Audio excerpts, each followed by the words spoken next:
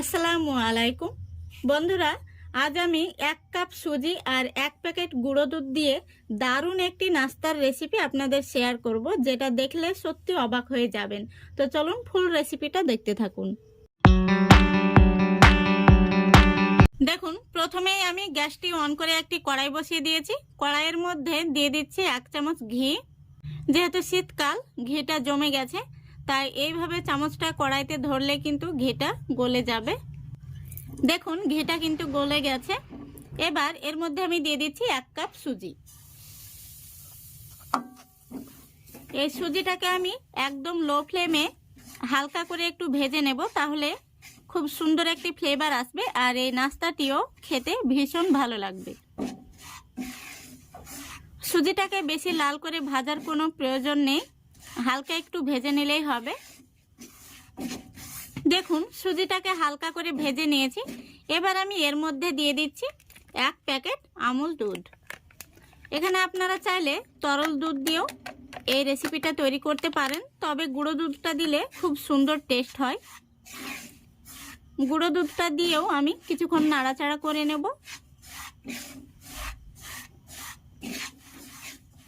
দেখুন, গুঁড়ো দুধ দেওয়ার পরে আমি কিছুক্ষণ নাড়াচাড়া করে নিয়েছি।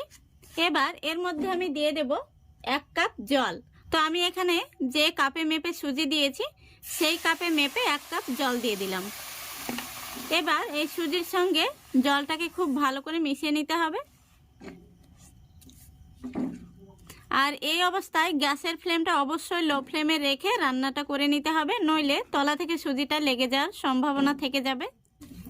এর মধ্যে আমি আরও 1/2 কাপ মতো জল দিয়ে দিচ্ছি। তারপরে খুব ভালো করে আমি নাড়াচাড়া করে দেখুন মিশিয়ে নিচ্ছি। এবার এই পর্যায়ে আমি এর মধ্যে দিয়ে দিচ্ছি 4 টেবিল চামচ চিনি। মিষ্টির পরিমাণটা আপনারা নিজেদের মতো করে দিয়ে নেবেন। আর সামান্য পরিমাণে দিয়ে দিচ্ছি লবণ। এবার খুব ভালো করে আমি নাড়াচাড়া করে মিশিয়ে নেব। দেখুন, নাড়াচাড়া করতে করতে কিন্তু একটি পারফেক্ট ডো তৈরি হয়ে গেছে। যখনই দেখবেন এইভাবে কড়াই থেকে ছেড়ে ছেড়ে চলে আসছে, তখনই বুঝে নিতে হবে ডোটা কিন্তু পারফেক্ট হয়েছে। এবার আমি গ্যাসটাও অফ করে দিচ্ছি আর ডোটাকে একটি থালার মধ্যে তুলে নেব।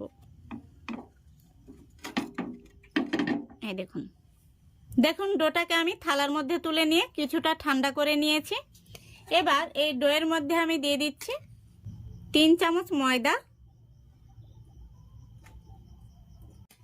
এবার খুব সুন্দর করে আমি ডোটাকে মেখে নেব।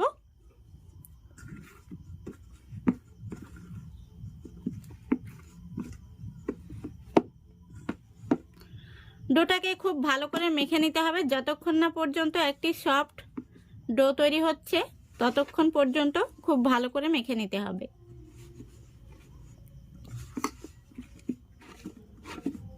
দেখুন, ডোটাকে আমি খুব সুন্দর করে মেখে নিয়েছি। এই দেখুন কতটা সফট হয়েছে। দেখুন, ডোটাকে আমি দুটো ভাগে ভাগ করে নিচ্ছি। এই দেখুন, আমি মোটা সাইজের দুটো লেচি কেটে নিলাম। এবার এখানে আমি একটি পিঁড়ে নিয়ে নিচ্ছি। এবার পিঁড়েতে কিছুটা ময়দা ছড়িয়ে দিচ্ছি। তারপরে একটি লেচি দেখুন আমি এইভাবে গোল করে নিচ্ছি।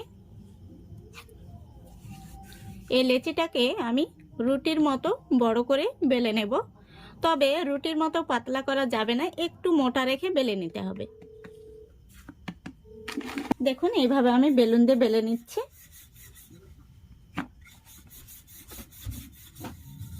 দেখুন, রুটিটাকে আমি বড় করে বেলে নিয়েছি আর রুটিটা আমি এরকম পুরুত্ব রেখে বেলে নিয়েছি। এবার এখানে আমি একটি মাজা বোতলের দেখুন খাপি নিয়েছি। এই খাপিটাতে আমি ময়দা লাগিয়ে নিয়েছি। এবার এইভাবে আমি কেটে নেব। দেখুন কত সুন্দর লাগছে দেখতে। এইভাবে আমি পুরোটা রুটি কেটে নেব। দেখুন, এটা দিয়ে কিন্তু আবারও আমি তৈরি করে নেব। আর একটি রুটি থেকে দেখুন কতগুলো নাস্তা তৈরি হয়েছে। তো একইভাবে আমি সবগুলো রুটি বেলে নেব এইভাবে, তারপরে আমি নাস্তাগুলো কেটে নেব। দেখুন সবগুলো কেটে নিয়েছি আর 1 কাপ সুজি থেকে কতগুলো নাস্তা তৈরি হয়েছে। এবার এই নাস্তাগুলোকে আমি তেলের মধ্যে ভেজে নেব। এদিকে দেখুন নাস্তাগুলো ভাজার জন্য আমি গ্যাসটা অন করে আগে থেকে ফ্রাই প্যানে তেল গরম হতে বসিয়েছিলাম। তেলটা খুব ভালোভাবে গরম হয়ে গেছে। এবার একে একে আমি নাস্তাগুলো তেলের মধ্যে দিয়ে দিচ্ছি। তো তেলটাকে কিন্তু খুব ভালো করে গরম করে নিতে হবে, তাহলে নাস্তাগুলো খুব সুন্দরভাবে ফুলে উঠবে। দেখুন নাস্তাগুলো কত সুন্দরভাবে তেলের মধ্যে ভেসে উঠেছে। নাস্তাগুলো দেওয়ার পর আমি গ্যাসের ফ্লেমটা একটু বাড়িয়ে মিডিয়ামে করে দিয়েছি। দেখুন নাস্তাগুলোকে আমি নাড়াচাড়া করে সুন্দর একটি কালার করে নিয়েছি। এবার আমি নাস্তাগুলো তেল থেকে তুলে নিচ্ছি।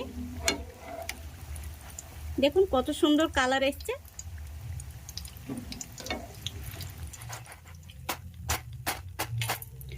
দেখুন সবগুলো নাস্তা তুলে নিয়েছি। দেখুন সবগুলো নাস্তা ভেজে নিয়েছি আর নাস্তাগুলো দেখতে কত সুন্দর হয়েছে। আর 1 কাপ সুজি দিয়ে দেখুন অনেকগুলো নাস্তা কিন্তু বানিয়ে নেওয়া যায়। তো আপনারাও একবার হলে বাড়িতে বানিয়ে দেখবেন, ছোট থেকে বড় সবাই কিন্তু ভীষণ পছন্দ করবে। আর এই নাস্তাগুলো খেতে ভীষণ মজার হয়, একবার হলেও বাড়িতে অবশ্যই ট্রাই করবেন। তো আজকের রেসিপিটা যদি আপনাদের ভালো লেগে থাকে অবশ্যই লাইক কমেন্ট শেয়ার করে দেবেন এবং চ্যানেলটিকে সাবস্ক্রাইব করে অল নোটিফিকেশানটি অন করে সঙ্গে থাকবেন। আজকের মতো এখানেই বিদায় নিচ্ছি। সবাই ভালো থাকবেন, সুস্থ থাকবেন। খোদা হাফেজ।